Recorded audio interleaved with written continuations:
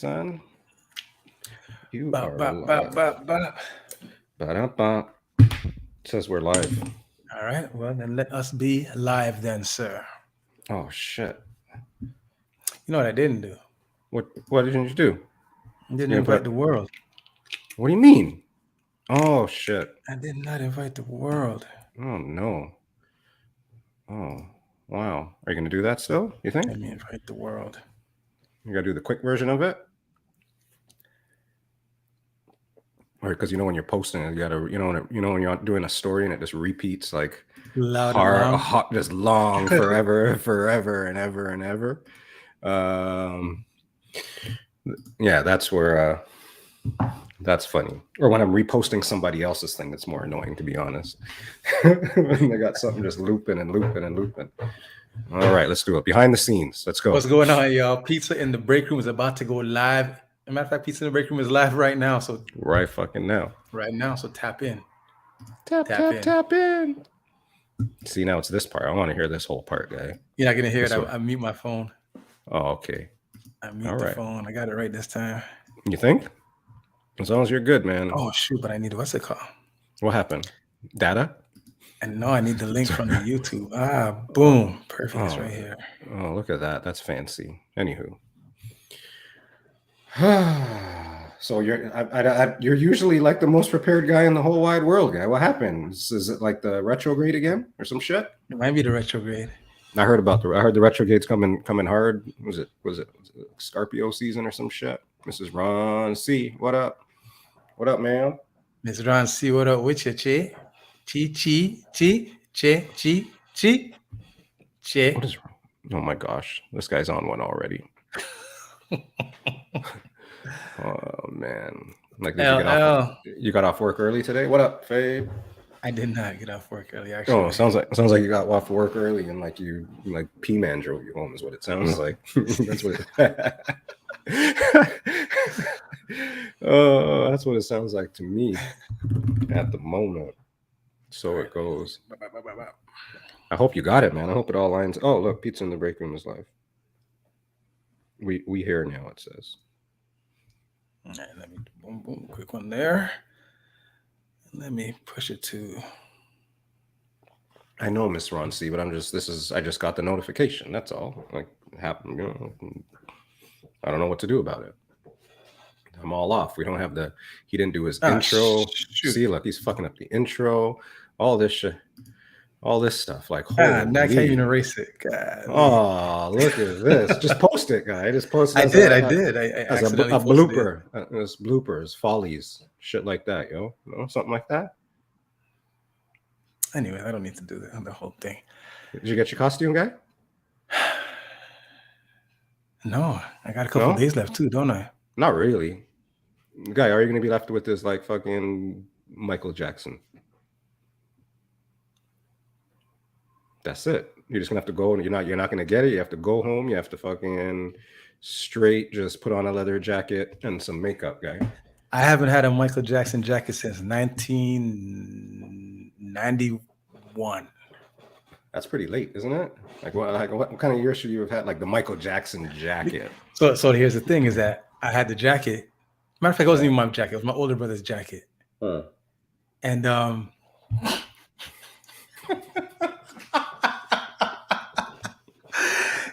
it's my older brother's jacket.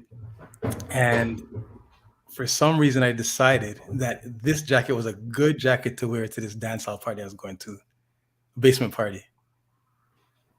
It was like the red jacket, the red Thriller jacket. No, not the zippers, not the beaded jacket. That's the beaded jacket. Yeah. Red. Okay, yeah. So I had these like red pants. These red pants. They weren't even like red like the jacket. They were like almost like burgundy. And I don't know why I thought like, this is a good idea. I'm gonna wear this jacket and this pants and I'm going to this dance hall. I thought I would, I'm embarrassed right now. Yeah, you're a revolutionary guy. Can't believe I did that. Now that I'm thinking about it. I mean, I can believe you did that, to be honest. If I'm being like really, really honest, this sounds on brand.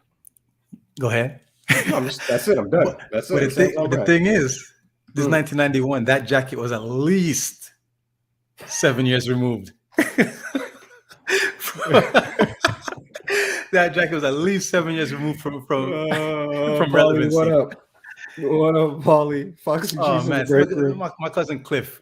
Cliff, what up, cuz? Big up, Cliff. Yes. Chico. Yeah, man. Oh man. What happened? Yeah, memories. No, I'm thinking now, like, this is wild, bro. Like, I'm wondering what people. Maybe I was fire. Maybe I was in the party and I was Guy, fire. it was a revolution. They don't know until after, guy. Yeah. Foxy G, what up with you?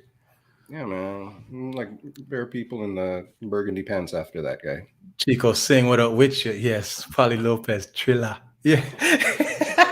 And at the Dancehall, Trilla.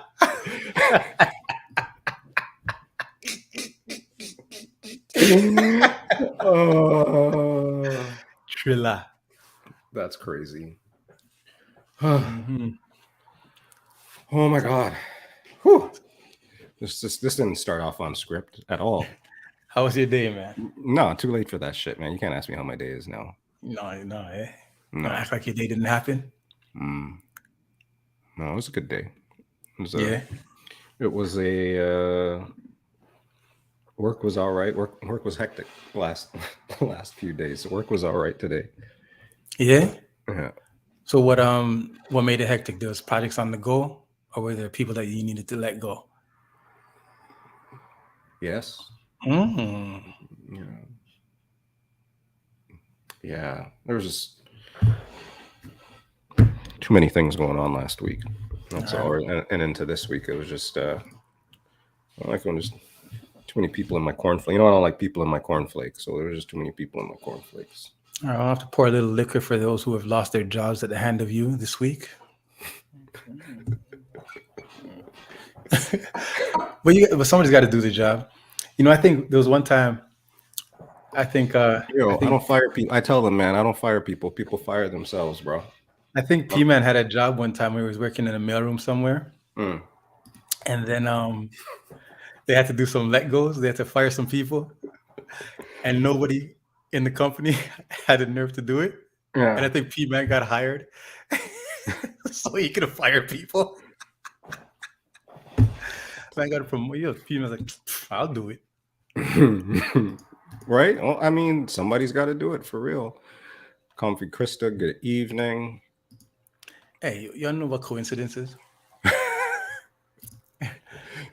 Coincidence. True. Look away, homeboy. He goes, that's not why I got the promotion. You're hired. All right. So your first task, that whole section over there. Go get rid of those guys. Get rid of those guys. On Sunday, I was in Ajax looking for food. And ended up outside this restaurant. What's it called? Was it Peter Pit? It was a Peter Pit in this plaza. And when we got out, my girl says, there's LCBO right close to it, like the liquor store. So she says, let's stop. I want to go inside the liquor store because I want to get some gluten-free beer. All right.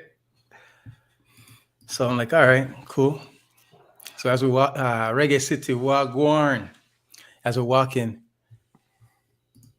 we run into a friend. And I'm like, hey, what's up? Hey, what you doing here? I'm just here in the area. Came to visit my mom. My son had soccer practice. And she's like, yeah, I was just in the liquor store. And, I came to bring my mom to the liquor store because she wanted gluten-free beer.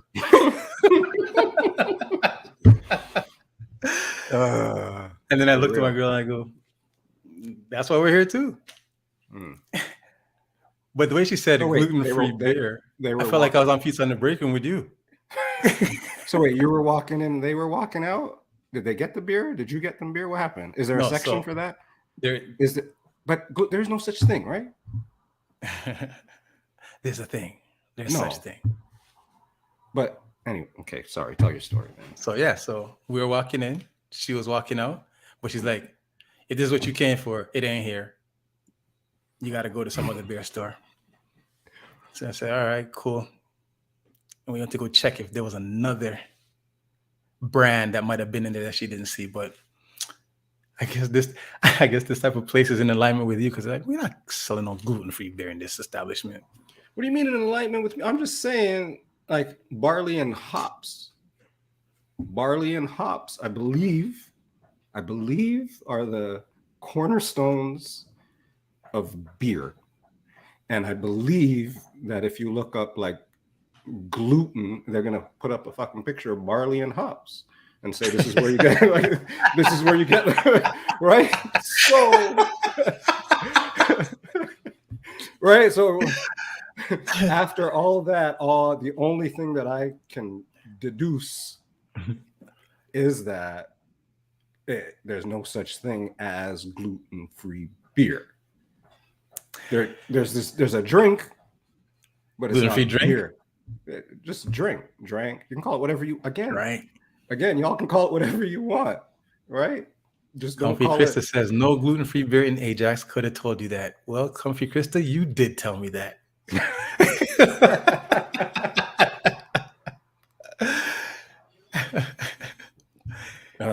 Reggae City says gluten-free beer is illegal in the States. Oh man, right? So I'm just Daryl's correct. I hope I'm the correct one here, Daryl. Big up, Miss G Live Cornerstone. Yeah, man, that's where it comes. I don't know. I just try to read books, man, every now and then, or articles at least. The Google. It's not beer. Like almonds are not milk. Almonds make milk, bro. I don't know if you know, but almonds got. You was waiting for me to say it. I'm not waiting for you to say anything, man. I ain't gonna say I'm actually hoping there's certain things you don't say sometimes, but we're not about censorship on this show. That's for damn fucking sure. Oh boy. Okay, I ain't saying it tonight. Okay. Don't say it tonight. Maybe I won't even open the wine tonight. What do you mean? You must. I told you about the message I sent to our guest today just to check, you know. Hey, I was like, hey, man, like we drink on this show. So we cool? Yeah. What is this now? Is this one has a screw off top, right? Mm-hmm. From what I understand, it's more expensive to have bottling with a screw off top than the cork. And I always thought that the screw off top was like a cheap thing. We should call Beverly, guy.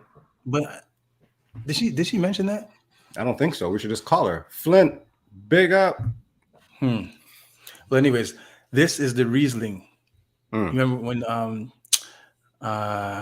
someone asked her about the Riesling? What's her favorite Riesling? Yes, Reggae City last time asked Beverly what her favorite Riesling, and she mentioned the Flat Rock Riesling. Oh, but it's not this one. So you got the wrong one. So what are you talking about? Get your guy. You got your. The one she said was Naja. But this is from the same sellers tonight, guy. This is from the same company though, Flat Rock Cellars, the 2020 Riesling. It's a VQA. Anyways, we're gonna give it a try. It's part of the vintage series. This guy's enjoying sun and cheer and beaches and all that. Flint's in Trinidad? Yeah, man. Big up, Flint. Yeah. Safe trip back. I'm not sure you want to come back. It looks like you're having some fun, but make sure you have a safe trip back and don't have too much fun tonight. I didn't have to say this thing, but Polly Lopez said it. What's that? Almonds make milk. Guy. Sure. Anyways. All right. Why are we here today, Drinky Man? Well, we are here today because we have our special guest. He goes by the name of G the Greek on the socials. That'll be Instagram. That'll be on Twitch. I'm not too sure if he has TikTok. You think he has TikTok? I mean, he might be affiliated with a TikTok, maybe, but I don't know if he has. Actually, I think he does. I think I've Yeah. seen. I'm not sure he's posted. We'll find All out. right. Well, Well, we're here to speak with G Degree today, and he's gonna share with us his Scarborough stories. No, but he's here to share with us a special event that he has that he does with a group of 5 people called the committee, and the event is called. Oh, did you throw that over to me? Keeping Families Close. No, I thought you Run threw it to me. back. I missed the cue. It's all good. It's all good. So thank you everybody for joining Pizza in the Break Room episode 67. We are going to be right back.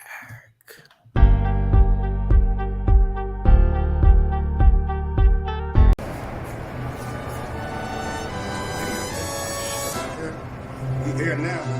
We here. Yeah. It's in the break room, y'all. Holla, holla, holla. Woo! Hey, that was dramatic. G the Greek, sir. Good how evening, are you? gentlemen. What is going on, sir? Thank you for having me. Well, thank you for making the time to join us tonight in Pizza in the Break Room. How you guys Yeah, doing? we know it's We're hard to doing hard to get G the Greek on the internet. So we saw it happening last week on the Boom Boom Chat. I figure we might as well jump right the hell in, right? Keep the momentum going. That's it. Oh, pure G's in the chat, man. Like, man has an emote. I still don't have an emote, man. I still don't have an emote, man. Jeez, wow, that's crazy. Like, how do you get an emote? Like, let's start with that. Okay, first let's start with how's your day, sir? How are you doing this fine day? It was a great day today. Yeah. Yeah. Can we ask what the day? Okay, go ahead. Golf every day. You golf every day? Try to. Yeah. That's a good. Sometimes twice a day. Man, you sound like Donald Trump. No, retired. Like how much longer can you golf right now? So it's just, I guess, until it's more. So you're gonna golf until they stop you, and then until they shut down the courses. Usually we go probably till the first week of November. Mm-hmm. Then that's it, and then we got to wait till to go south somewhere. You got a crew of people that you golf with, or you golf randomly with different people every day? There's several crews that I golf with. So. So are you good? No. If I was good, I'd be on tour. So go ahead. What's your number then? What do you mean, my handicap? Yeah. A 10. What's a hand? Can you explain? Is handicap easy to explain? Because I always hear it, but I don't get it. So most professional golfers don't have a handicap because they shoot below par. So I shoot 10 over par. So that's a handicap. All right. Which is not bad for an old guy. I'll take it. So my handicap's like 35. Yeah, that's what mine used to be. All right. Okay. I just got to play every day. Yeah. Golf. I play a couple times a year. There was one year, I think it was when I moved to Hamilton. So 15, I bought my clubs. I'd go out once or twice a week. So I never understood golf. I understood it, played video games, but I never played it and just understood the piece of playing golf. Just going out there with your peeps because it's just you against. It's just changed so much now too, because now you can play music on the golf course. From when I first started 30 years ago, it was prim and proper, and now it's totally different. It's more relaxing. They're trying to get new people to come and golf, right? All the old guys are dying off, so. That's true. Well, I mean, yeah. So you got to try to make it fun for people to come out there and experience it. Like you said, you're the next generation, right? Yeah, you're outside. I smoke my cigars. You'd be smoking your spliffs. We'd have a few drinks, and we go home. I've never golfed before. Never ever. Never ever. Toughest sport you'll ever play. Yeah. Oh yeah. It's like it's truly a game of inches, man. You're playing against yourself, right? Yeah. Even though you're with the group, you try to beat each other. At the end of the day, you're just trying to better your own score. Okay, when I talk to some people, they tell me that they're like a 90, or they're super proud if they get 90. What does that number mean? So usually the average golfer shoots anywhere between 90 and 100. Okay. Right. So very few golfers will break. I think it's like 4% will shoot in the 80s. And I think 2% will shoot in the 70s. And like 0 point something percent will be scratch golfers. So how long have you been golfing? Oh, my buddies took me out. I think when I first started, it was 20 or 21. Yeah. I used to make fun of them, right? You guys going golfing. So we lived in Scarborough, so we learned that Tam O'Shanter. That's where they taught me how to play golf. Tam, nice. Yeah, right. So Tam. I guess I've never played Tam, so I play golf. I gotta go play Tam just for you that. never played Tam, but No, man. you're from the B. Never played Tam. Never played Tam, man. I played soccer at Tam. Ron C, big up, sir. Good evening. D1 Dimas. D1 Demos. What up with you? DJ Ron C, what up with you? You've been playing for a considerable amount of time, and I saw on the gram your hole in one. Oh yeah, buddy. That was like after 30 years, I got a hole in one. I'm 52, so my depth perception is not as good as it used to be. Like, did it go in? Did it not go in? And my buddies are screaming, "It's in! It's in!" And they're jumping around, and I'm like, "Please, just don't mess with me. Don't mess with me. Don't mess with me right now." My emotions and everything. And then when we drove up and I saw that ball in that hole, I was like, "Wow, I got lucky." And that day I broke 80. I shot a 79 for the first time too. So it was like that was your day. That was your day all around. And they're like, "Go play the lottery." I'm like, I used up all my luck on this freaking golf course today. Okay. So all right. So you just said that you're a good golfer then. Okay. Like no, you just said you're good because you said that the average golfer hits between 90 and 100, and you didn't tell us where you are, and then you said, boom, this first time you broke 80, which means you hit 79, which means that you regularly sit inside 80, which means you're telling me that you're a good golfer. But no, I'm getting better because I play a lot. I retired 3 years ago. So before it was just once on a weekend, right? You'd go out on a Saturday or a Sunday with the boys. You get hammered. You shoot 110. You're looking for golf balls everywhere. Yeah. Now you're playing golf for breakfast. You're a disaster, right? Now I'm playing golf, right? So and I'm out there. I think I probably shot about 140 rounds this year. Most people don't shoot that in 5 years. Man. But I got a few friends that own their own businesses and they have the flexibility of their schedules, and and then I got all my DJ buddies that they work nights. So during the day, in the mornings, they drop off the kids to school. They're free. Get a round in. Yeah, so we get rounds in, right? I was listening to a podcast a while ago by Malcom Gladwell, and his podcast is called Revisionist History. Anyways, in this particular episode, he's talking about golfing, and he's talking about like the cost of golf course and the cost of the property and like the different states where they are, right?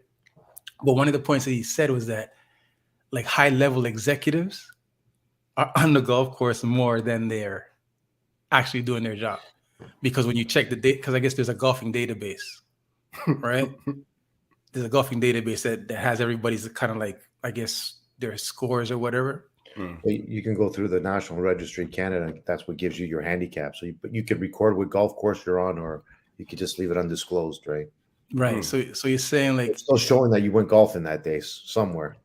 So he's saying that these high level executives, they like, because they love the competition so much, they cannot help themselves but put their names in the registry, even though it's not a good idea because they're there so much.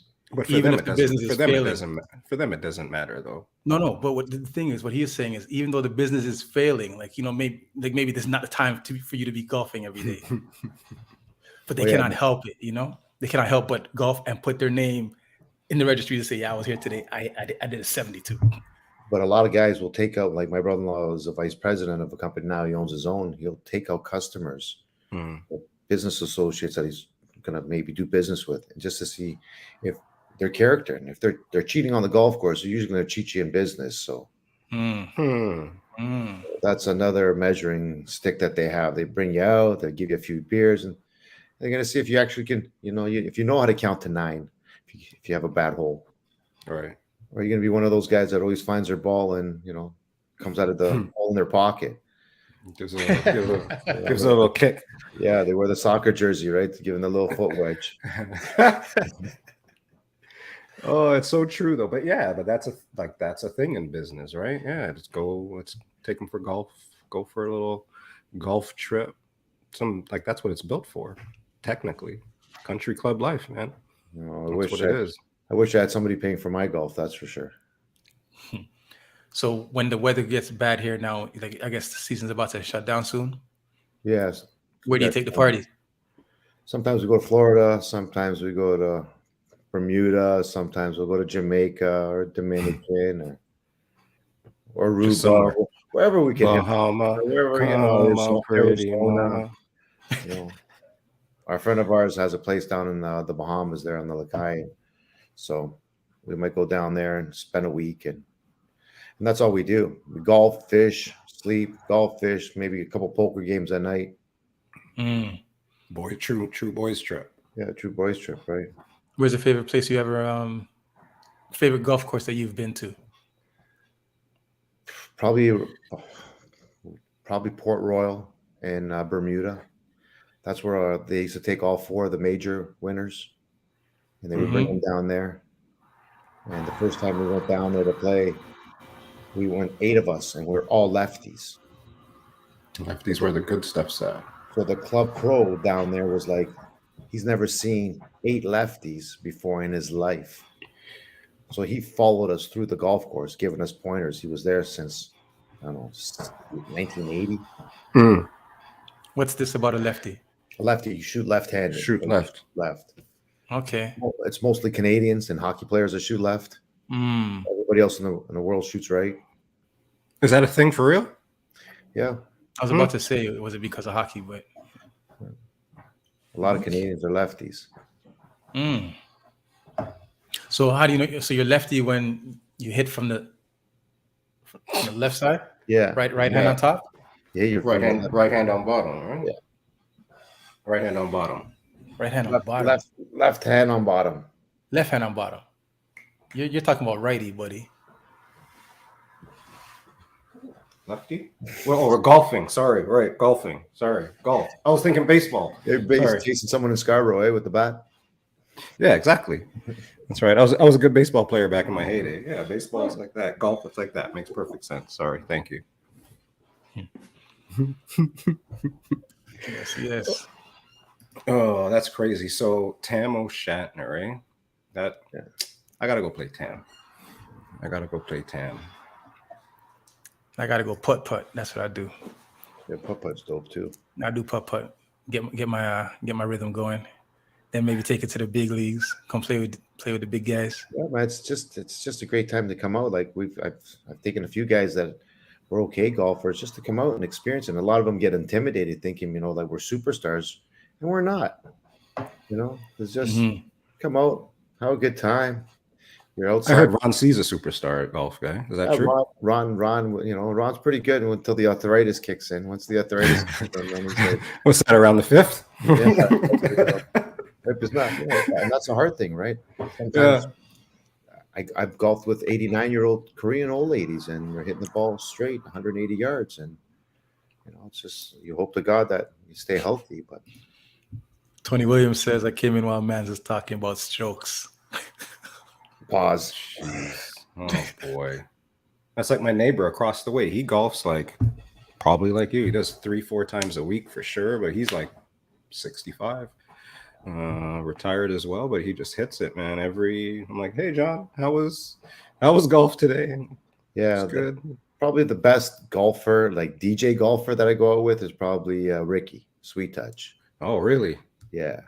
Oh, wow. First time I met him, he came dressed looking like the guy who taught Tiger Woods. Like, who the fuck is this? He was all ready to go. This guy's gonna kill us, man. I started feeling sick. I'm like, I don't think I could play, man.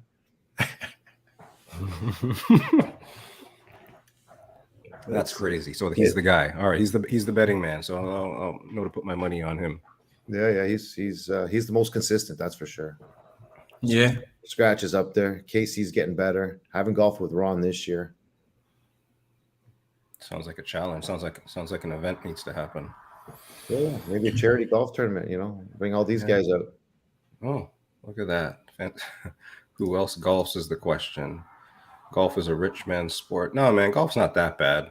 I used to golf steady. I definitely ain't no rich man, that's for sure. You're a rich man, bro. There's some courses that you can get a membership for like $900 for the year, and you're golfing after 3 o'clock, 7 days a week. Yeah. So you finish your day and go shoot around. There's the twilight specials. Yeah, there's golf. What does that mean? That cost you $130,000 to join, and then there's the the average ones. But yeah, it's gone up a lot. That's for sure. From when we first started to now. So it's gone up a lot since you first started, but they're trying to bring more people in now as well. Yeah. And trying to diversify. They're trying to. Like if you go out east, the golf courses are a lot cheaper because they can't charge the money that the big, in the city can. In the city, yeah, they could charge you $200 a round. Touche. If you're doing the Angus Glen or the Wind Dance and some of those places. Damn. Julie Mango, good evening. Thank you for stopping by. So with this golf, you say you've done a charity event with this golf thing as well? Yeah, this year because of COVID, we weren't able to do our fundraising event that we normally would do for keeping family close. So we decided let's have a golf tournament just in case things got shut down again in November. We'll play it by ear, and we put this golf tournament together. And in 48 hours, we sold out at 144 golfers.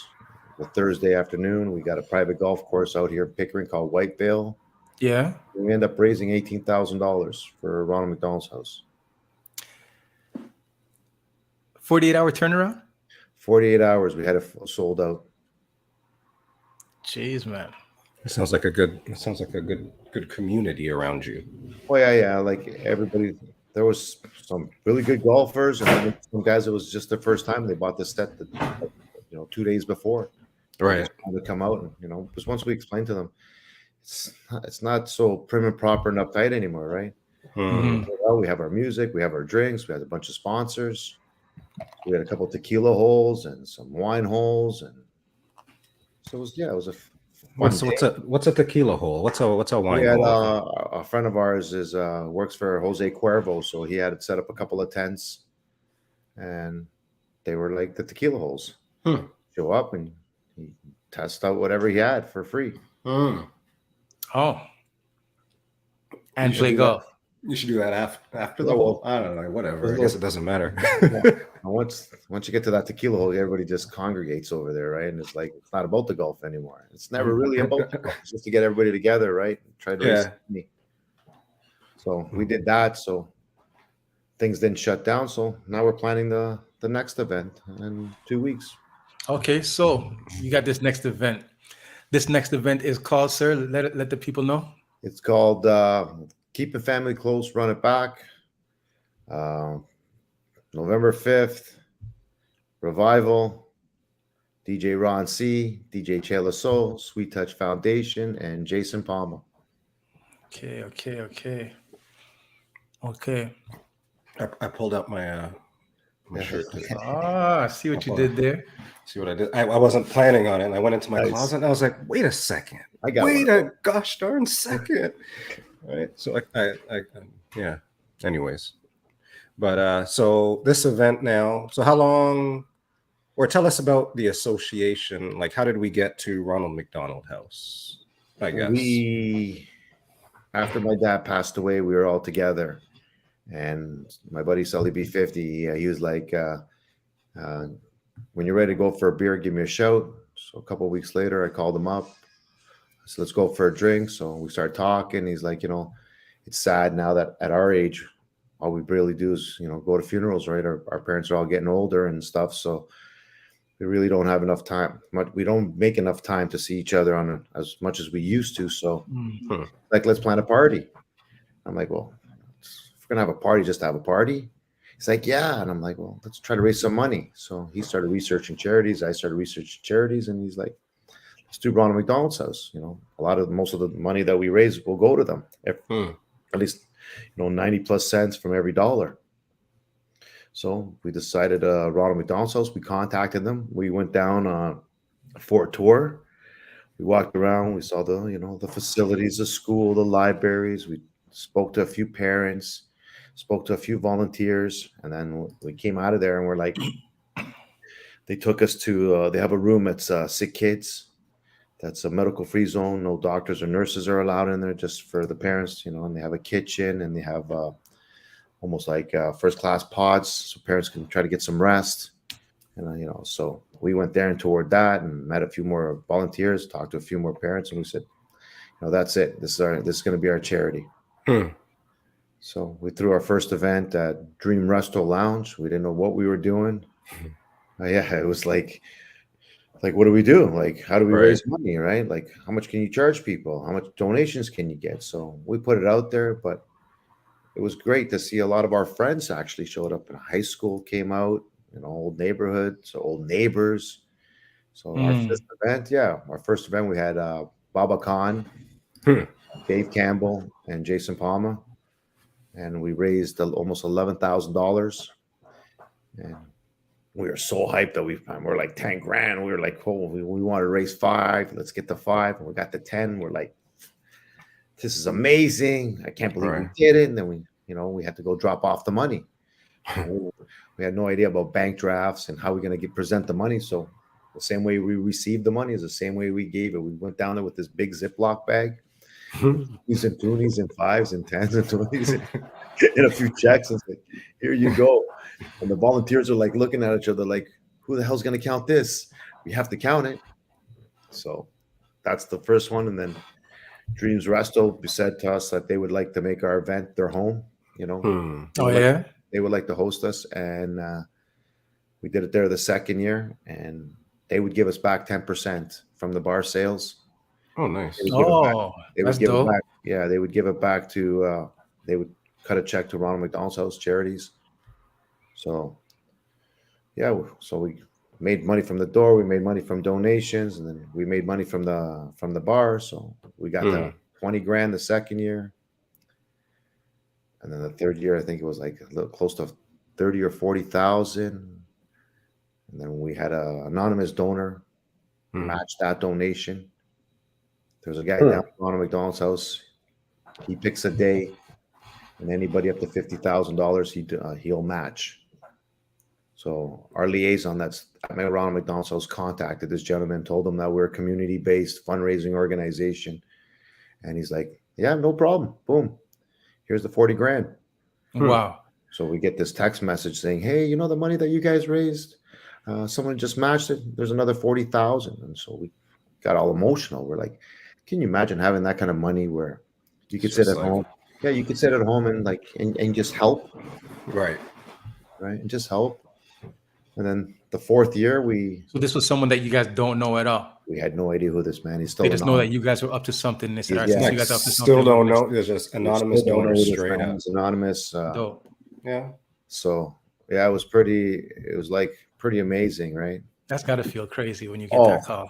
Oh my God! When you see a check for $80,000, a donation, and they couldn't believe it either. They're like, because we're just a bunch of kids from Scarborough, raising money and having a party. We don't do no big galas. We don't do no silent auctions. We don't do none of that stuff. It's just for reaching out to everybody and getting donations from people's companies or small businesses or just personal donations, and plus whatever we sell from the tickets directly to them too, right? So, and then the fourth year we did it, we had the Saputo family from Saputo Cheese out in Montreal found out what we did, and they matched our $43,000 donation. Damn. Yeah, so we were like, what's Saputo Cheese? Like, so they're like, I don't know how you guys are doing this. They're going, but it's amazing. So yeah, that's crazy. It's humbling, right? It's humbling, especially when you go down there and parents are thanking you, and they don't realize that they're doing more for us than we are for them. In which way? How do you mean? Like in a spiritual way, like, you know what I mean? Like I sit back, no matter, we all have problems in life, personal, financial. But you know, when you're not dealing with health issues Mm-hmm. for your children, you know, we're rich. Right. Yeah. We're rich. Yeah. We're rich. You know, when you get like You you know, said, I see your videos out there with your son, and on the pitch, and you know, I see you out there with your daughter. You know, mm, so can you imagine now? We're not doing right. that, Mm-hmm. Mm, mm.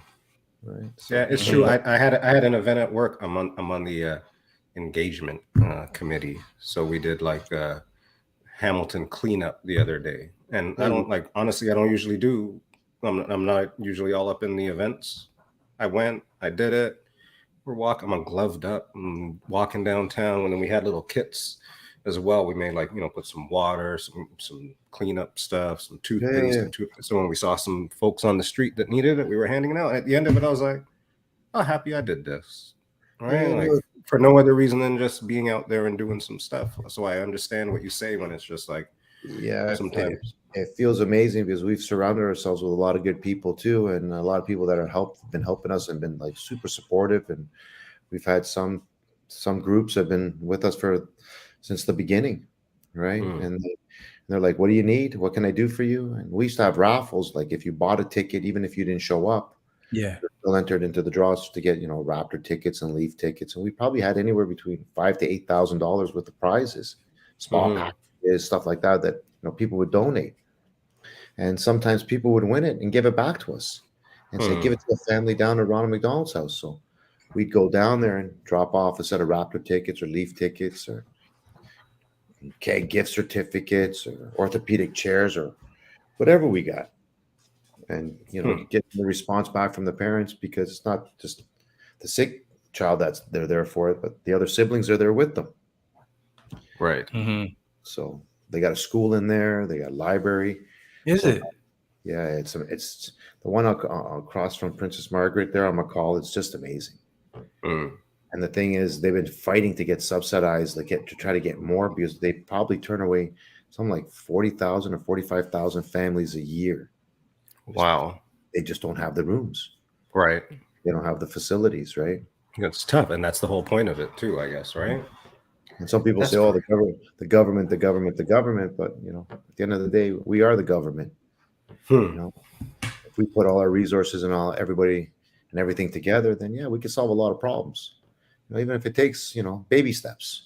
Mm-hmm. Right now, we're baby steps compared to some of these big corporations. Like I was at a Sobeys golf tournament; they raised $800,000 in one day. Right. $800,000. It's Sobeys, right? They're from the East Coast or the West Coast or nationwide. They got all the big corporations like Coca-Cola and Pepsi, and they got a marketing team taking care of the marketing this team. stuff. Yeah, they're charging $5,000 for 4 golfers. Yeah. Mm-hmm. We were trying to do ours, and we had $200, and I had guys, yo man, what am I getting for this $200, bro? It's a lot of money. Right. And at the end of the day, it's still a lot of money, right? Yeah. Yeah, there's levels to it. So how do you convince people to get involved? Like I know there's a sentimental appeal, but then how do you get people who aren't sentimentally attached to you to? Oh, we shake them down, man. Shake them down. Man said he's from Scarborough. You'll pay attention. Man, if they don't answer my phone call or my text messages, I'll show up at their work or at their business or at their home while they're having dinner. You know, try to shame. And this goes to show up. Yeah, this is for my close friends. I go and I shame them. You know, yeah. Come on, give me a check-in. Till I drive them crazy enough that they just say, here you go, get out of my house. I'll see you the day of the event. F off. I love you. Bye. I'm like, yes. I go back in my car and I'm like, I got a check. That's crazy. That's hilarious. All right. So there's people in here. I don't think we said hello to some. We might have missed some people. So Casey hello, Music. everybody. Casey Music's up in here. Kids C. What's this? EMAB 82. I don't know them. That's the first time I've seen them. I don't know if you've been here before. I try to go through the chat, but hello. G the Greek's here, everybody too. G the Greek's is here. Everybody put up a G in the chat for G the Greek. Put a G in the chat for all this wonder. Lizzie Beth, big up. Big G in the chat. Unless you got the emote, because man's got an emote. Like I'm jelly about the emote. That's Ron C did that one for me. Bam, bam, bam. Dun dun dun. So yeah, Okay. it's like, now, like you said, sometimes it's tough to go back to the same well, right? It ends up drying up. So now we have try to get new avenues, new friends. You know, I got you guys at the Boom Boom Chat. Buddy, the DJ community on Twitch and the people on Twitch just been with the reposts. Yeah. Like I was telling you guys yesterday, you know, Channel 9 and Paulie and those guys were having a party the same day, and this guy's promoted my party on you know, on his show. No, that's awesome. You know what I mean? People don't have to do these things. Mm-hmm. Arctics and, you know, DJ Casey, I reached out to him and he did whatever he could for me and helped me out. And, you know, Tim and Che and Ricky and Jason, these guys, and Ron volunteering their time and not asking. And this helps us because now there's no fees attached to hiring these guys, right? Mm-hmm. You know, you get, how much would 5 DJs cost you? Right now, that money that we raise, that we don't have to give to them, goes to the charities, even though we're allocated 10% of everything we raise for expenses. Mm-hmm. So when Ron McDonald's here says, well, how much was your expenses? And we said 0. Yeah. Or, you know, $700 to give to Revival or Dreams, or they're just in shock. You know, the equipment we get donated to DJs. Also, even the venue. Well, now the venues with COVIDs, right? It's tough to get a venue without them charging you. Tough enough to get a Friday or Saturday night. To get a Saturday night, I have no relationship with these guys. I'm not. You know, who's G the Greek, right? Right. In the grand scheme of things downtown, I'm a nobody. I got you. Yeah. I'm not a DJ. I'm not a promoter. I'm going to them saying, "Hey guys, I want to have an event here for Ron McDonald's house. Can you give me the spot for free? I'm going to bring X amount of people, and they're all drinkers, and you're going to make money at the bar." They hear that all the time. Yeah. Oh yeah. Gee. Yeah. We've been waiting for you. Yeah. Here's the red carpet, right? So the group that you do this project with, this event with, the committee, like who's the group? So my wife Lily, she's in the group. My buddy Sully, a friend of ours Ashley, Daryl, and my other buddy John. We all pretty much grew up together. And the 4 of John, myself, Ashley, and Daryl, we'd always have a birthday party. We've been probably doing it since 1993 or 94. All Scarborough. All Scarborough guys, and we're all like a bunch of shakedown. We're all within. We're all within the month of September. So somebody came up with our Stones of Blue Sapphire, so we used to call it the Blue Sapphire Jam.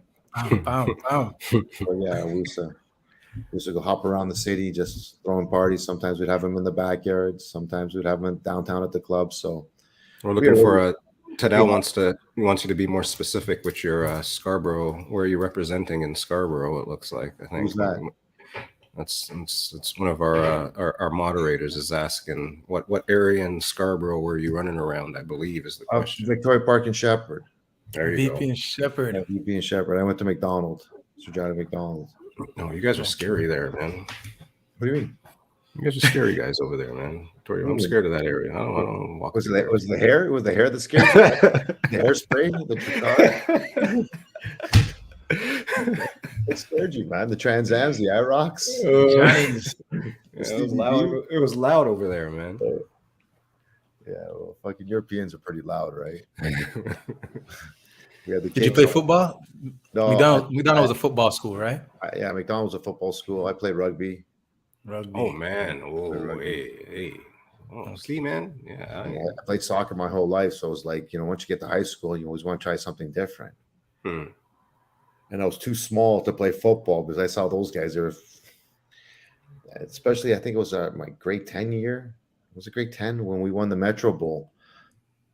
Then all the guys from VP, all the guys from the surrounding high schools that, they transferred over to McDonald's. So now you got, grade 11s at 6'5". you know, 30. And I'm like, I'm 110 pounds, 5'7", soaking wet, right?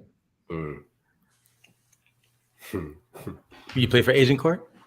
Sorry, I play for Wexford. You played for Wexford? Yeah, I play for Wexford. Okay. Yeah, I guess that makes sense. I play for Wexford. That makes sense. I guess if you're closer to Finch, you probably would have played Agincourt. My dad wanted me to play Olympic Flame. Just so you can sit on the sidelines with the rest of the Greeks and just smoke, right? And yell at the referees and the linesmen. Oh my gosh. Yeah, like it's the World Cup, right? That's crazy. Channel 9, big up. Oh, Channel 9 a reach. Oh man, that is nuts. All right, so I want to clarify. I want to make sure I got this straight for the people in the chat. So there's a couple of things going on here. There is an event on November the 5th. Ticket Gateway. It'll pop up in a second at some point. There's a look at that. See, look at that. That's the event. So if you want to come to that event and party, you can grab a ticket for that. There's also just a direct, straight up link. There's the link as well. So you can go directly. Look at that. It's like Ronald McDonald House link. Yeah, they fully endorse this. They fully endorse our events, from the parties to the golf tournament. We get a letter of endorsement that we get from them. They set up the link directly to Ronald McDonald's House, goes to them. We get the credit as the committee for the Keeping Family Close event, but you get a tax receipt right away. So even if you can't make the event and you want to give whatever you want to give, and no donation is too small. No donation is too small, guys. All right. No donation is too small, right? And if you haven't got your tax receipt for the year for your charitable donation, this is it.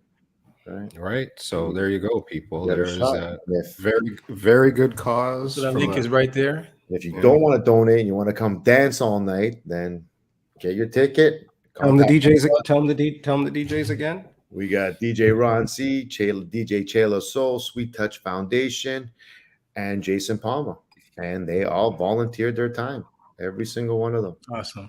Yeah. Sorry, Ron C. I think I owe him some pet hot sauce. He wants some chili lily sauce. big plug for Chili Lily's hot sauce. Yeah, no. But yeah, it should. I'm like, everybody's calling us. There's no dress code. Come to dance. Come to have a good time. Bring your friends. Bring your family. Donate, and Gus will teach you how to play golf. Yes, brother Casey. Says DJ Casey Music. Sounds like a deal. He's my prize student. DJ Casey. Yeah, y'all click the link. I mean right now, just click the link. Donate 5, donate 10, donate 20, whatever you got. I remember. I don't know if it's after $20. They send you a direct tax receipt through Ronald McDonald's House. So yeah. Well, I'll be there. I'll be there on the 5th. That's for sure.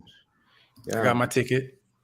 Thank you very much for the support, guys. I really appreciate it. Ticket as well. Yeah, let's do it, man. That's such a very good cause. It sounds, good people, good DJs. Oh yeah. And wait, and then something about tell us about WestJet. Isn't there something about WestJet? So WestJet, yeah. Sorry, I told you. Don't worry. I got notes, Gus. I got notes, brother. I got notes, man. So it was our fourth event that we had. WestJet is affiliated with Ronald McDonald's House. So they fly families back and forth. So we approached them and said, hey, how about helping us with our event? They're like, yeah, we'll give you 2 tickets. We're like, 2 tickets? We're like, yeah, 2 tickets anywhere WestJet flies. Raffle them off and try to raise some money that way. So we're like, damn. What? So we're like, now we're checking to see where WestJet goes, and my family members are buying it, and I'm like, okay, now we're worried, right? Because we got all this support. And I'm like, what happens if my wife wins this? She just spent $100 buying these tickets. She's just like everybody else, right? But yeah, they donate the 2 tickets, so we sell raffle tickets. We'll be selling raffle tickets that evening, and then probably we try to arrange everybody's schedule. Usually a week or 2 after the event, We go down to Ronald McDonald's house, but because of COVID, they have certain restrictions and rules now. So I don't know if we'll still be able to enter. The last time I went down there, I wasn't allowed to go in there. They had to come outside and meet me because the families are still not allowed to go to big gatherings and concerts and stuff like that. It's just strictly treatment and back to the house. So yeah, usually they do the draw for us. We go down there. So, people don't think we're scamming anybody. We just put everything in the box and get one of the volunteers or our liaison or a parent that's down there and pull the name out of the hat. And so I'll just say that one more time, just in case anybody missed it. They're raffling off 2 tickets. 2 tickets anywhere WestJet flies. Yeah, 2 tickets to WestJet fly. We're selling 1 ticket for 20, 3 for 50. There you go. And that's the night of the event. Yeah, we're doing it now. People could still have people because we're just writing people's names and phone numbers on the ticket and putting it in the box. If people can't make it to the event and they want to get in contact with me or anybody in the committee, they can e-transfer us to the direct link that we have set up for the fundraiser, and we can write up the tickets for them. And if people that are coming down there, people that are coming down there, you can buy your tickets there. We printed out 1,000 tickets. That's it. So 1,000 tickets. All right. So you got a 1 in 1,000 chance to win 2 tickets anywhere.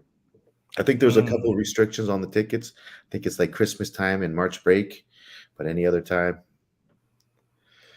you're good. Yeah, you're good to go. If I win the ticket, I can't go to Jamaica in Christmas time. No, you can go maybe January 2nd. I could use a trip in January still, so that's good. I can use a trip anytime. So that's true. That's true. All right. So everybody got all that. So there's a party, there's WestJet tickets, and there's just like donate to the cause. So we know it's tough times out there, but if you can and you're willing, first and foremost, we want everybody to try to make it out. Like that's the most important thing, is try to get everybody together and have some laughs, dance, and have a few drinks. And, I know some of my family and friends they're making dinner reservations before the event, so they're gathering parties of 10 and 15 people to go for dinner because they haven't done that in so long. So they're making a whole day out of it now, right? Is Ron C going to clash anybody at the event? I hope White Ron shows up and not. I'm hoping White Ron shows up and not Ronnie Culture. Like that's what I'm hoping. Rocker Ron, Rock boy, Rocky Ron. White Ronnie Brad shows up and just murders them. Brad Ron. Yeah, and I hope Jason Palmer comes out like Ronnie Culture, right? Because a lot of people don't know that these guys are diverse DJs. We might know them as reggae DJs and house DJs and R&B DJs, but these guys are selectors, right? And I'm just telling them, for me personally, I want war. If these guys can, like for just pure shots. Yeah, for us party goers and dancers, it's going to be amazing, right? And I think I think they're all going to feed off each other too, right? So they'll feed off the energy of the crowd and feed off each other. I think it's going to be an amazing night. I know I'm looking forward to it. Bringing my towel, my T-shirt. I tell everybody, make sure you wear your sneakers, no high heels, no looking sexy, because this is going to be a dance. No looking sexy. Guy, I look sexy in my shirts and my marina guy. My wife goes out looking sexy too, and then she's sore. I'm carrying her shoes. She's walking around sore. I'm like, put on your sneakers. Ron C says, no shoes by the DJ booth. I'm not keeping any woman's shoes by the DJ booth. Fucking Ron. That's what time did the doors open? 10 o'clock, and all those old people, all my buddies are like 10 o'clock, but who goes out at 10 o'clock? Who leaves their house at 10 o'clock to go in? What are you guys crazy? We've had events where they're there before us people, and they're like, hey, yeah, we just figured maybe the doors would open earlier. 9:30. So yeah, doors open at 10. All right. We'll probably go till the lights come on. We're hoping until we go till the lights come on. I have a feeling that's how it's gonna go. I hope you're right. I always, like I told you guys a couple of days ago, I always have the same bad dream. It's a couple of days before the event, there's only 6 people there. You know, the weather's terrible. Nobody shows up. It's just Okay, the three of us are already there, so that's at I least know. So that's we need three. three more. Right. Three more. All right, so we're good. Plus the DJs. Yeah, plus the Right, DJs. DJs, the committee. I That's- guess that's- the committee's got a show, right? You Yeah, said, yeah, right? That's if I don't Yeah. piss anybody off until then, right? Like Well- these are tense moments now with all of us. All right. Committee, Yeah. right? I mean, that means that this improves my chances of winning these tickets. Yeah, but you know, That's true too. like you said, we have 1,000 tickets, but I don't know how many we're gonna sell, right? Right? Like I got a lot of my friends that are just they can't I was come. I was just talking to my daughter about the tickets. I'm like, yo, it's 2 tickets anywhere. She's like, 2 tickets anywhere? She's like, Yeah, where do I get tickets? I was like, Shay's got tickets. She's like, okay. every time I go, my friends can't make it. Everybody's buying. Give me 3 tickets. Give me 3 tickets. Give me 9 tickets. They each transfer over the money, and I write their name. I take a picture of the tickets. I send it to them, and you know. To go. But So I wonder if people buy these tickets from, like, say, the U.S. or out of the country. Is that possible? Do you know? We haven't ran into that because the guy who the first time the guy won it was one of our buddies, and this guy has like 19 million air miles. So like, he's the last guy who needed these 2 free tickets. All right. So I grew up with him and his wife. So I contacted his wife. I'm like, you guys just won these 2 tickets. She goes, well, I'm going to see if we can get him to donate them back. You know, maybe give them to a family down there. Like that would be amazing. I go, you know, Susie's she's an amazing person. So she calls him, I guess, and I get a phone call like 15 minutes later, going, yo, bro, you got a fucking problem? Why are you trying to get why are you trying to? I won these fucking tickets first. You and my wife, I don't know. You guys are trying to fucking save the fucking world. Fuck the world, bro. I was like, all right, man, keep the tickets. I'm just going to declare now. If I win the tickets, I'm taking the tickets. Maybe I'll buy a round of drinks or something for everybody at the playground. And we don't expect anybody to get anything. Like we don't taking the tickets, man. anything. But if you had 19 million air miles, you don't, man. I definitely don't have that. So this is my point, right? So yeah, we wanted to try to do stuff during the party, but then at the end of the day, we don't want to stop the party. No, I don't want no speeches. I don't want to, raffles and silent auctions, and I want people to come, and I just want people to enjoy themselves while they're there, pause, and catch a vibe, and tell their family and friends, and then next year it keeps growing, right? That's all we want this thing to do is keep growing in a positive direction. And this is what year? Sorry, Gus. It's going to be our 5th year. 5th year, all right. So yeah, 5 years right now. Going into our 5th year, we have a grand total of $230,254. That's what we've raised doing this event. We have raised for sure. That's a big deal. So That's every little dollar helps if we can keep it growing and keep it moving and tap it into everybody else's resources and their networks and and then we can getting accolades from the chat. Yeah, it's not that. It's like, but like I said, we're just the tip of the spear, right? Everybody else is. We have some donors that have been with us for 5 years. Like I said, the repostings, just the little things, the people giving all their contacts on WhatsApp. Hey, this is the event. Hey, here's where you can get tickets. The DJ's doing it for free. The venue cutting their fees in half. Just a little thing. We've and plus my family's been behind me 100%. Behind with my wife and my kids and my aunts and uncles and my cousins and my sister, my brother. It's like it's become a family affair for us, right? Let me ask you this, there, G. So, I know this event is for in kind of like in memory of your father, right? Yeah, a little bit. Is that kind of what like? Yeah. This is like when I have those bad days. Yeah, especially on his birthdays and Christmases and stuff like that. I'll always have Sully call me. Say, hey man, just remember why we're doing this. So I ask you this. So on Friday after I finished work, I went to an event, and it was a celebration of life for my friend. His father had recently passed, Sorry so to it was hear a my celebration condolences. of life, right? So I was there, and a bunch of my friends were there, old friends, and guys that I see regularly and guys that I don't see often, right? And it was kind of good being there, right? Being around them. Yeah. Because it's like you picked up right where you left off, right? But here's the thing: is that the day of that event is the same day that my father passed 2 years ago. Well, sorry to hear that, man. Condolences. So being in there around the people, I couldn't be connected, like I wasn't that connected as I usually would be, right? Because I'm listening to the music.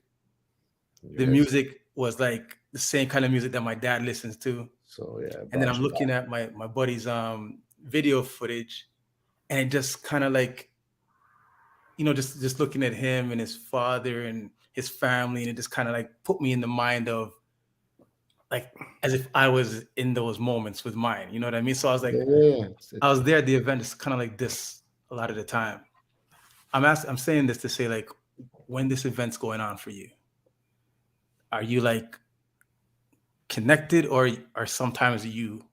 It's both, because sometimes like I'll catch myself, or if I especially have one of my cousins or my sister will come hug me, or or my wife would give me a couple words, and yeah, it brings me back to that day, and I'm like, this is why we're doing it. And then there's other times where besides you guys, and we're like, yeah, let's do fucking Jack Daniels. All right, let's do some Jack Right. Daniels, and I'm spending Right. the 2 minutes I get to spend with everybody, because I don't know, you guys hosting parties suck.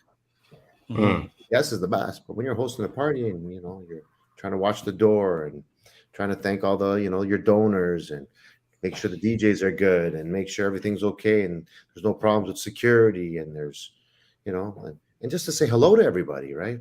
That's why Mhm. sometimes I like to sit at the front door, because my wife and my daughter usually run the front door, and that's when you get to see everybody and get to hug them and say thank you. And then standing beside speakers and it's fucking blaring, and you're like, "What? Yeah, what did you say? Yeah, yeah, okay, yeah." It's like, but yeah, Mhm. it's yeah, like you said. Sometimes I'll be alone. I'll just sit back in the corner and just look around and just take it all in and say, "Wow, I Mhm. can't believe we got everybody here." You know, Yeah. especially like you said, when you get the old faces, you know, that's what we're trying to do. We're trying to get all our like the people that were important for 4 or 5 years in your life that you spent every day with, and and then when you do see them again, you're like, holy shit! It's like no time has passed. Right. And then now all our kids are in their 20s. So now a lot of my friends are bringing their kids. So now we're partying with our kids, and our kids are looking at us like, shit, how come our clubs aren't like this? And how come our parties aren't like this? Because we grew up. If This you is didn't dance, different. you weren't Yeah. picking up chicks, man. You weren't picking up girls. Period. You stood at the corner, unless you were bad. You had to dance. We weren't popping Unless you bottles. were bad, Yeah, bad. unless you're bad man, you know what I mean? Where you're boogieing instead of dancing. But we weren't popping bottles. We weren't sitting in a booth. We weren't taking Right. pictures. We weren't. Right. We were. And I'm not knocking them. That's what they know. But we were Right. too busy, in the moment. Like I go to places. Every crew had their own corner. Every part of the city had their own corner. You Hmm. know. So, For real. So two things. Number one, I was at that event, so that story is just wild. Big up to Big Fits. Secondly, Big up Big Fits. next week on Pizza in the Break Room, we're gonna have Dr. Hans Clark, one of the, I dare to say, one of the leading doctors in the world on pain medicine, opioids, and all that good stuff. So he's going to come by. He's going to chat a little bit. We'll let you know how that all connects next week. But Dr. Hans Clark will be in the house, and big up to the Clark family as well. Big up to the Clark family. Kid Arctic, big up. Good evening, sir. Kid Arctic, what up with you? Whew. So, Fitz and I were talking today. All right.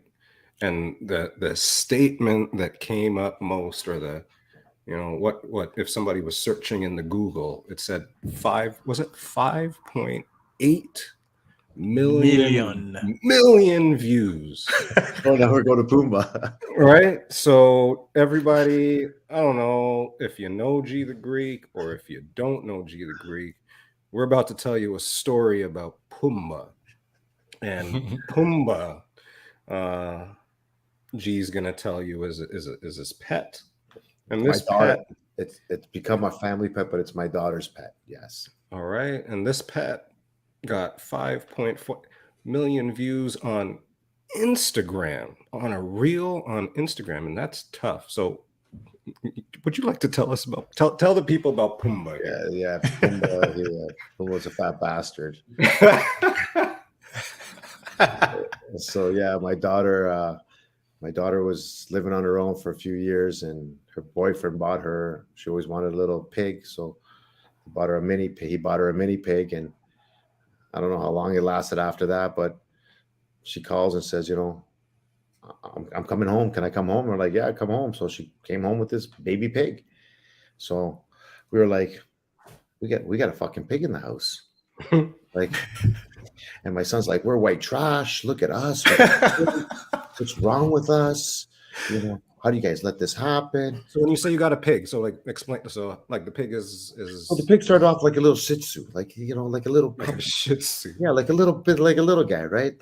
My dog Marley's probably about 11 pounds. He was bigger than him, so the dog was bullying him, you know, trying to knock him over and stuff. Now the guy's like, I don't know, 150 to 200 pounds. He's just wide. 150 to 200 pounds. But he's trained. He's smarter than the dog. Like, my dog is dumb. Dogs, you know, they say dogs are smart. The dogs are dumb. In comparison to a pig, the pig is smart, man. He is super smart. Everybody, there's a link. It was just posted. That's Pumba. You guys will never look at it. Here we go. This is Pumba. All right. Oh yeah, that's when we first got him. So that's little Pumba, everybody. That's little Pumba. All right, wait for big Pumba now.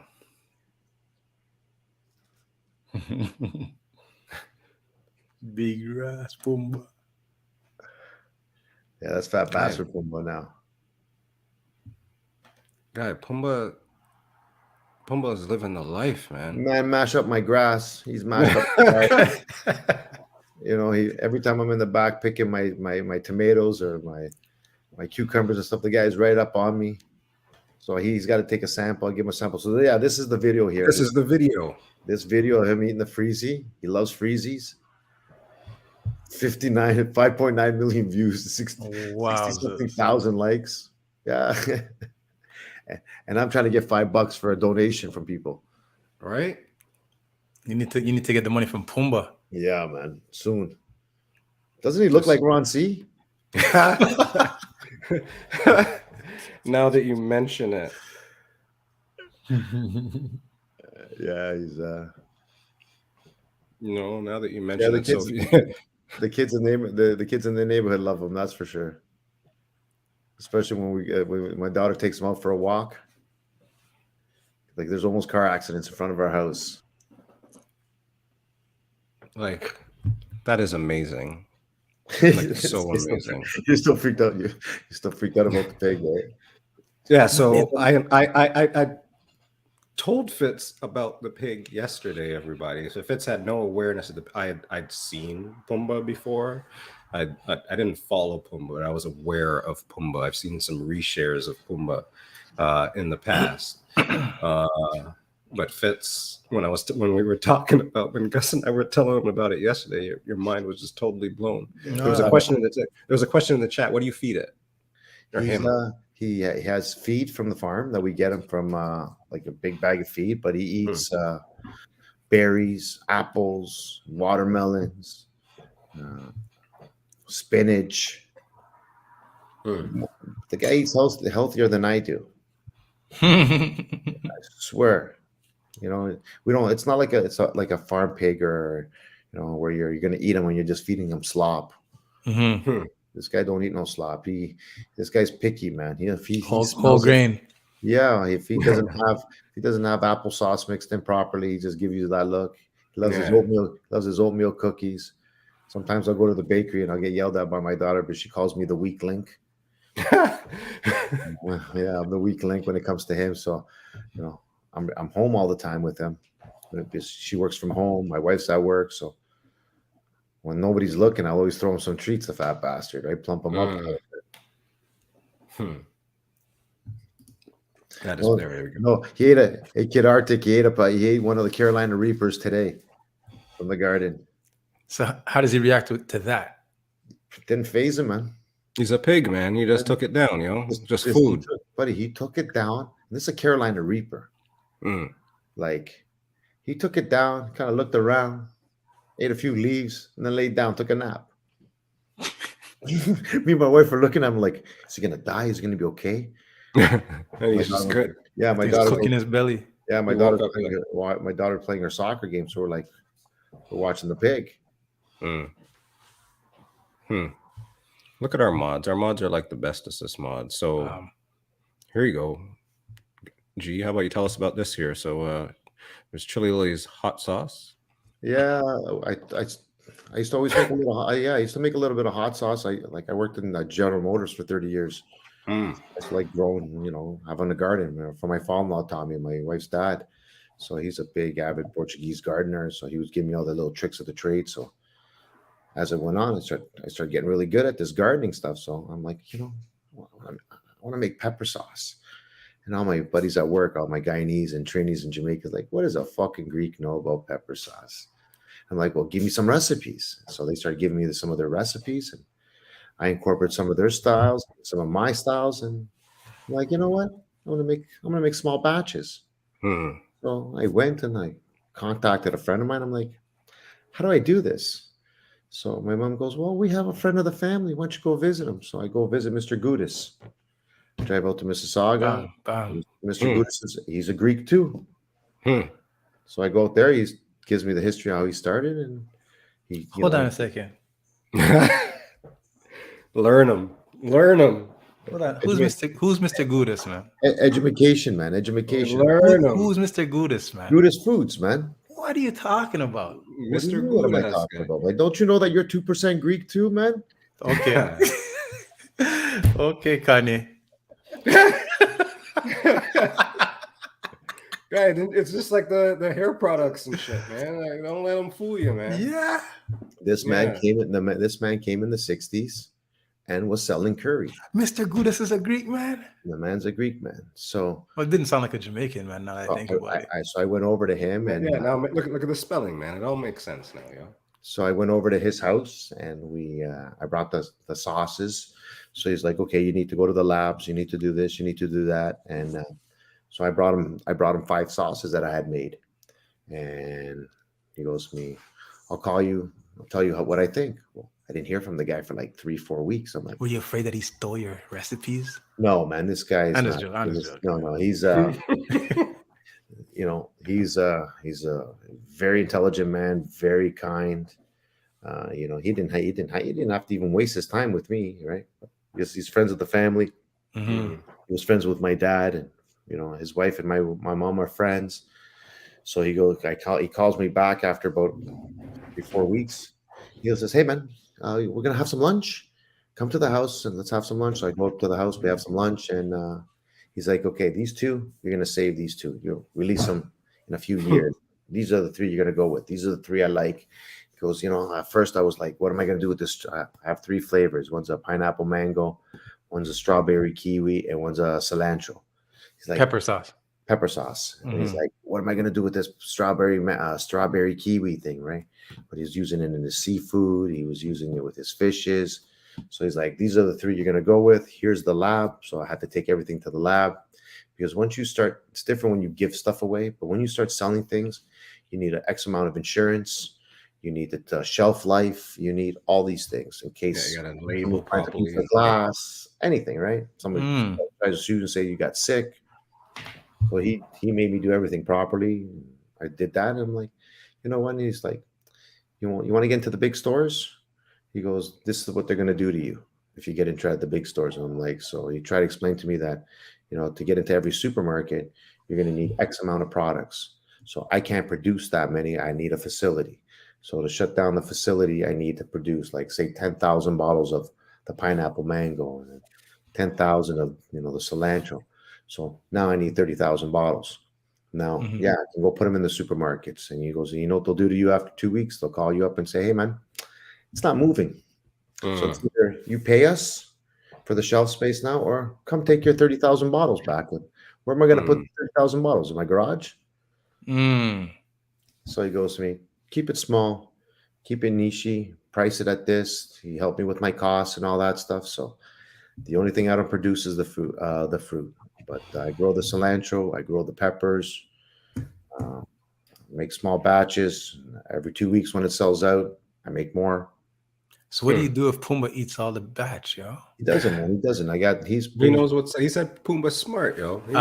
True. Pumba's the accountant. He knows he's gonna get in trouble if he does, so he just kisses me up, and I'll give him something. I'll grow some lettuce from him and stuff, right? But yeah, and then I started a online t-shirt business.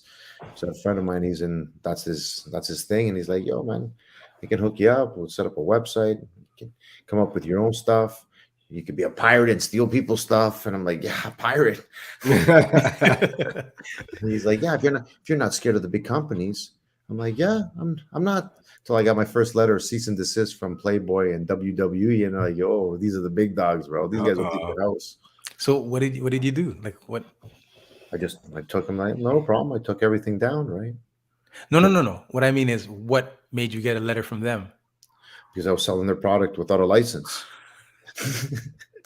Man, sound like he's from Scarborough. Scarborough things, right? But yeah. Man, sound like he's from Scarborough. Like, I was just, like, right out of high school, I got my job. I've only had one full-time job my whole life. I've never worked at, 5 companies or 10. I worked for one company my whole life. General Motors whole time. General Motors the whole time. I got out of high school. I got a job. I'm like, okay, I'm going to stay 1 year, save up some money to go to university. And that 1 year became 30 years. I worked on different departments for 20 years, doing every part of the vehicle. And then the last 10 years, I was a union rep in the paint shop. Right. So you're going to university? No. No. I'm just University of Golf U, man. No, maybe I could get one of these guys to teach me how to mix. Maybe I could go become a DJ. DJ. Everybody wants to be a DJ, right? DJU. Right. So all that said, all this stuff kind of that you've done, is there like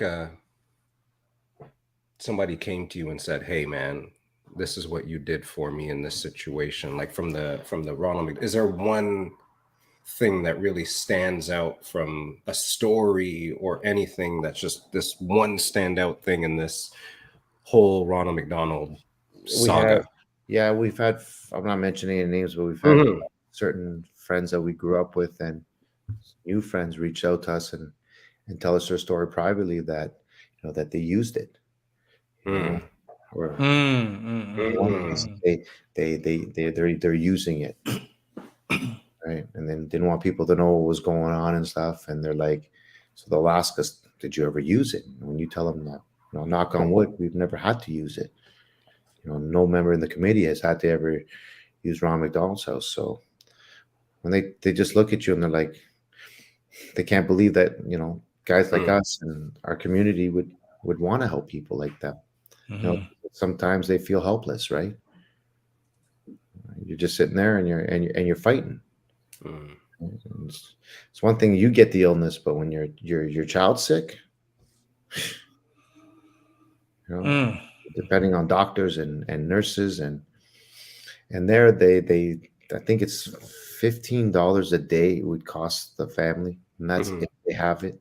If they don't have it, I think it costs them $180 a day to operate a room for one family. But there's a lot of companies and corporations that go down there and they do team building exercises. I know Pizza Nova is a big sponsor of them. So every Friday would drop off X amount of pizzas to every Ronald McDonald's house in Ontario. In the break room.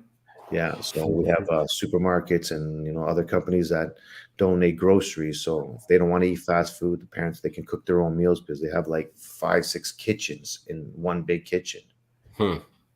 So you can cook your own food. They have the pantry, they have the fresh vegetables. And this is just all from the community, right? And we get nothing. None of this is coming from the government, not provincial, not federal.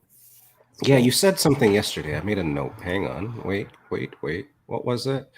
Outside of the businesses or outside of the companies, you're like the biggest contributors to all of it, or something like that. Yeah, us. Yes. Yeah, we're the biggest community-based fundraising event for Ronald McDonald's house.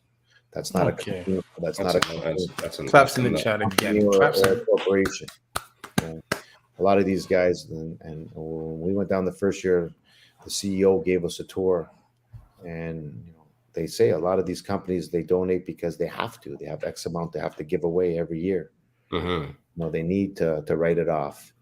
Where us, it's all our friends and our families, and and our co-workers and our neighbors, right? And the small businesses.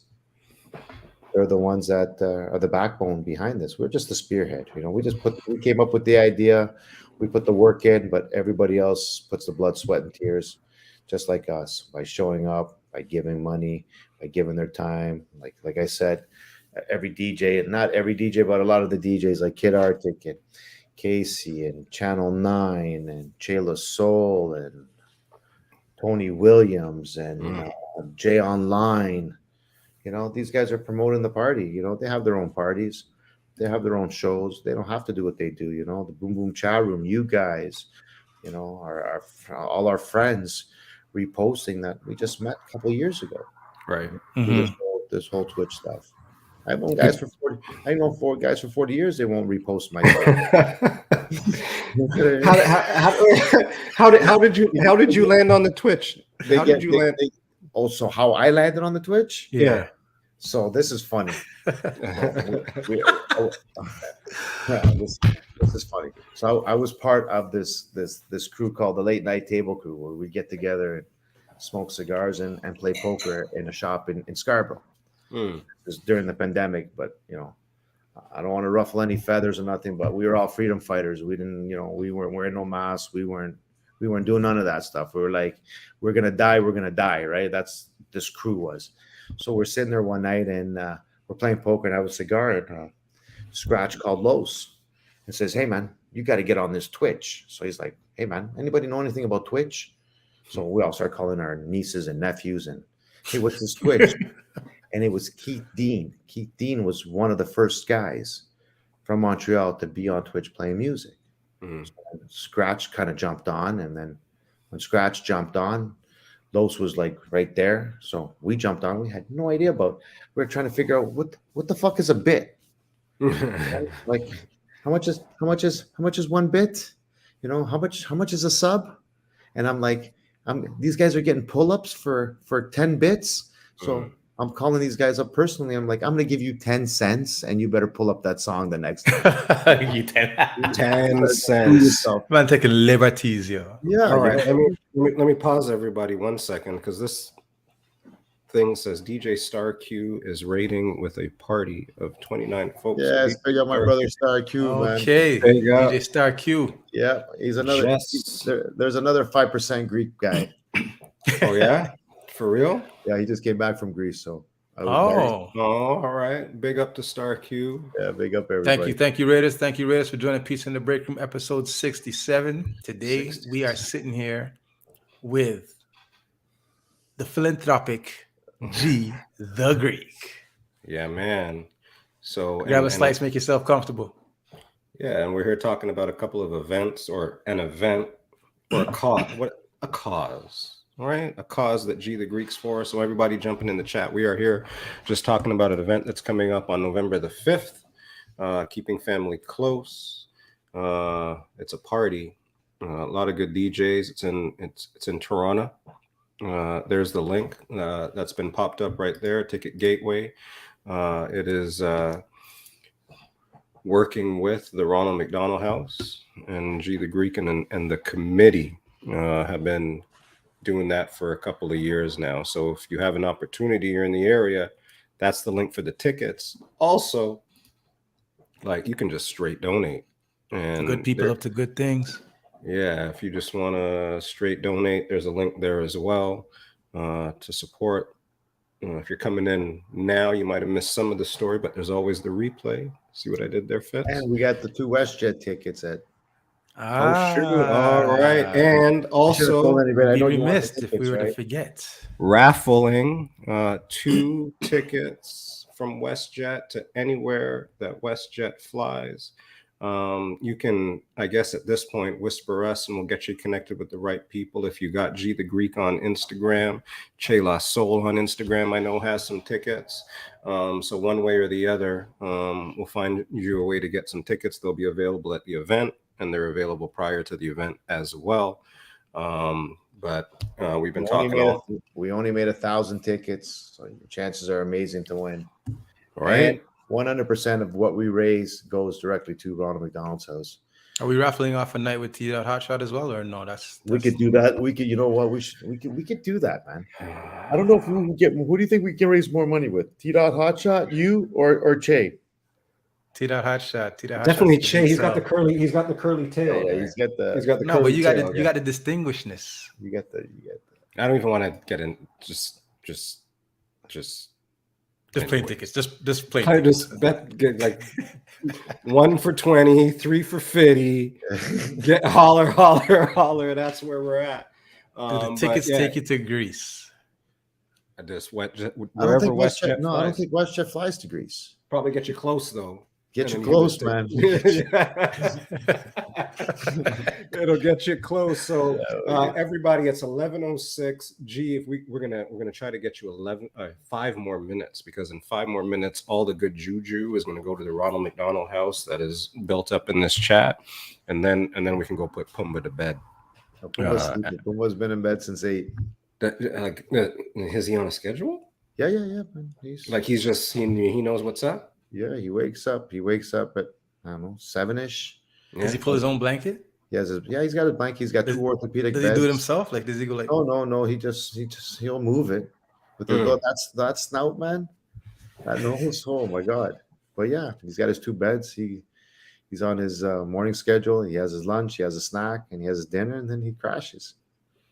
For all y'all who might have missed it, we're just gonna introduce you right quick to Pumba. I'm gonna show you Pumba. Yeah, maybe you guys should get my daughter on the show next with the pig, man. Yeah. 5.8 million. Yes. This is Pumba. This is Pumba. kind of wild. It's Halloween. He's carving his pumpkin. He doesn't like pumpkins. We try to give him some pumpkin. He don't like. He likes pumpkin pie, but he don't like pumpkin. He's like pumpkin soup. He's a host. He's a house pet, man. Right. This is a house pig. This guy could not live on a farm or outside. This guy's got it too good. Yo, follow Pumba. Yeah, he mashed up his bed. He's vexed. He was vexed. He got in trouble. Buddy, when this guy goes to the lawn, he goes behind the tree so nobody sees him. Yeah, he's eating my strawberries, fat bastard. So when you first met this pig, G, like what did you think? You think you'd be in love with this pig the way you talk about this pig right now? No, there's no way. I was like this. We can't have this pig. We got to figure something out. You got to get back together with your boyfriend and move back with the pig. Yo, Star Q, man. He's got a spot, man. He's trained. Go. Yo, Q, man. He's trained like the dog, man. He'll go to the door. He'll knock on the door. We open the door, and he does his business. And he goes behind the cedar trees. It's not like the dog. The dog will go anywhere, right? He's shy, man. He's got a spot. This guy's got a spot, man. He gets all shy. You can't even look at him. Yo, Star Q, follow Pumba the pig, man. Follow Pumba the pig, yo. Pumba got 5.8 million views eating a freezy Star Q. Bruh. and everybody on Twitch is fighting for like 50 viewers. Yeah, man. We're all fighting. Yo, beg Pumba a retweet, yo. Like, P-Man geez, said- like what? P-Man said, not a pumpkin eater.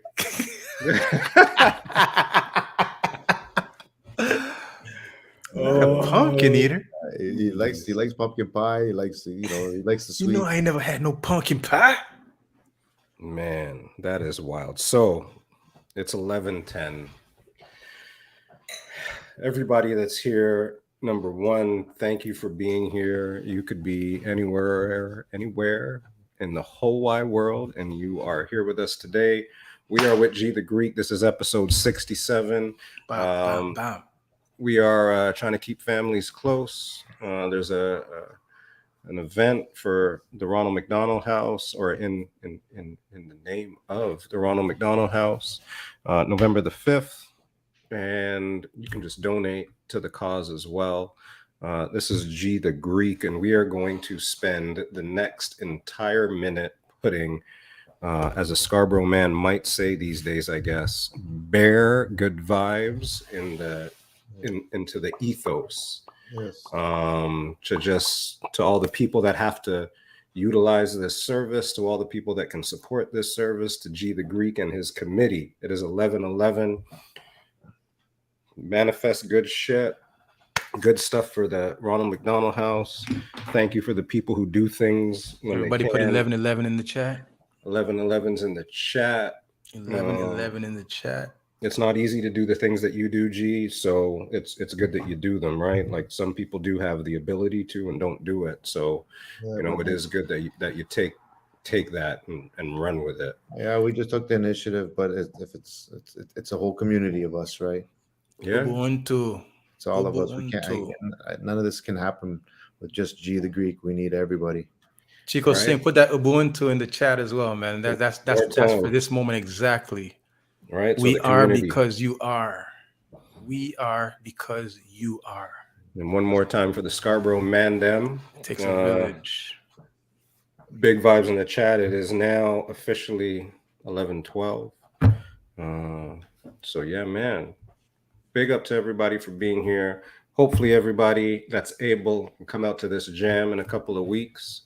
If not, donate. If not, try to get some tickets to anywhere that WestJet flies. That's for cheesy. And if not, hopefully we see you next year. Right? Or next time around, because we know it's tough Next out time there, around. man. But Gus, thank you so much for taking the time. Guys, thank you guys so much for having me, and thank you guys for spreading the good word. And I want to thank everybody for, like I said, for all the retweets, for all the reposts, for all the DJs on Twitch, and Chico, my boy Chico Singh, and everybody promoting this event and helping us out and just spreading the word and trying to raise whatever we could raise, right? Anything you guys, anything we can do, man. We are happy that you're able to tell your story so people understand a little more about why you do it, because I think that's important as well, right? I mean, we can see all this on post and all that stuff, but being able to hear you talk about it, you see why you do it. So that's important, I think, for a lot of people as well. So hopefully we got a couple of people to click the link for you or to come out to the jam and stuff like that, brother. Like there's certain things I want to be remembered by, and I think this is like the most important thing. I want Awesome. Yes. this to be my legacy. Legacy. For my family and my friends, and hopefully they can continue this when I'm gone. Right. Yeah, man. All right, before you go, I know you were brought here because of the musical inspiration that Twitch was. Share with us in the chat before you leave your 3 favorite albums of all time. Oh my God, what are you trying to do to me? 3 We're trying to finish him before he goes to bed. How do you? What comes to your mind? What comes to your mind? How do you pick 3 albums from like 3 genres? Like, what do you do? Do it. I can't. You can. Like, that's impossible. Somebody's an artist popped into your head. That's like saying, which one is your favorite child? Who's your favorite child? Well, don't tell us that. Well, I'm just saying. Yeah, 'cause it'll be on the internet. It'll be on the internet. They can figure it out. They'll see it. Mickey Mouse Disco. Who said that? Taylor Soul? Of course, it's Shayla Soul. Yeah, fool. I don't know what it would be, man. Well, it'd have to be a low end theory for one, maybe. Bam. Bam. Oof. Oof. My I mean, God. that's a good one. Low end theory. Oh my God. I probably Duran's greatest hits for Ron C. There you Wow. go. Probably, yeah, man. Probably stunts, blunts, and hip hop. Diamond D. Oh, all right. Okay. Get hard to get Diamond D up here. Yeah. Like, man. Okay, so we had Duran's greatest hits, I Low End Theory, and I gotta have a Stunts. Bob Marley album in there. Bum, bum, bum, You gotta have a bum. Bob. Like, Always got to have a Bob ready. yeah, you gotta have a Bob ready. Like, how do you pick three? What's your three? Well, if you can ask me, I got ATLians. That's a dope album still. All right. I got Harlem World. And I got All Eyes on Me. Yeah. You see, like, how do you pick three? But you actually picked three, eh? That's amazing. Because he's been asking people this for like 7 weeks, guy. Well, I have a definite five.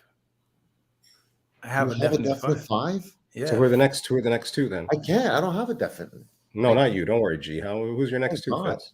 400 Degrees. What's that? Tell me. I know. Maybe sometimes it doesn't hit me right away. 400 Degrees by Juvenile. All right. Yeah. All right. And Machiavelli. Machiavelli was a good album. Wow. No Michael Jackson. No So many- Royers. No. So many things to pick from. Yeah, like No. Wow. no AC/DC. No Led Zeppelin. Prince. Wild. Yeah, no Prince.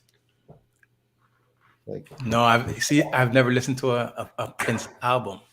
never. No, I've never listened to a Prince album. I've heard, like, you hear the songs, but I've never listened to an album back to front. Interesting.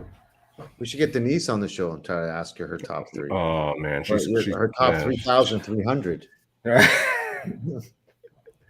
Oh, that's Her top 3,000. Yeah, top 3,000. These JoJo's top 3,000. Yeah, it gets it down. That still might take a while. You got to whittle a couple of songs down. Well, hopefully we get a lot of those songs played on at the fundraiser November 5th, right? I have a feeling everybody's gonna enjoy that. So I'll make a lot of good. Yeah, we're gonna. Well, I got my ticket November Thank you guys 5th. again. You said the doors open at 10, so that gives me enough time to finish work, go home, take a shower, put on my clothes.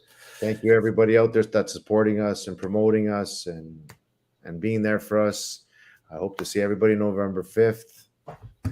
And God bless everybody, man. Yes, man. Thank you for putting God's work out into the world, man. Thank you. All right. Shoot, I didn't get a raid going yet, so let me get a raid going real quick. Raid back into DJ Star Q. Black reaction. How's that? Let's do that. Is that all right? Am I allowed to do that? Does that work, Mr. Yes, sir. Blacks? No blacks. Action. All right. So we'll go do that. That worked. Okay, cool. Who do we got in the chat? So big up to everybody in the chat. Thank you once again for being here. Episode 67, as we said, next week, again on the break room, we got Dr. Hans Clark. We'll talk about all the letters after his name and stuff like that. We'll even talk some fantasy football. All right. He and I are co-commissioners of a fantasy football league for like 20 years. So that's dope. So we'll talk a little bit about that and everything in between. So come out for that. If you're new to Twitch, we are going to go visit a DJ show. This is what a raid is. And yeah, go enjoy that. So thank you, everybody, once again for being here. Thank you again, G. Thank you for having me, guys. Thank you. Appreciate it. Yes, Much man. love. Thank you for coming through. Have a great week, everybody. All right, everybody is gone. Oh, he's gone. Oh, he's gone. Oh, man. That was loud. We lost the G. He was dropped straight out. All good. We're in there? We're in there. All right.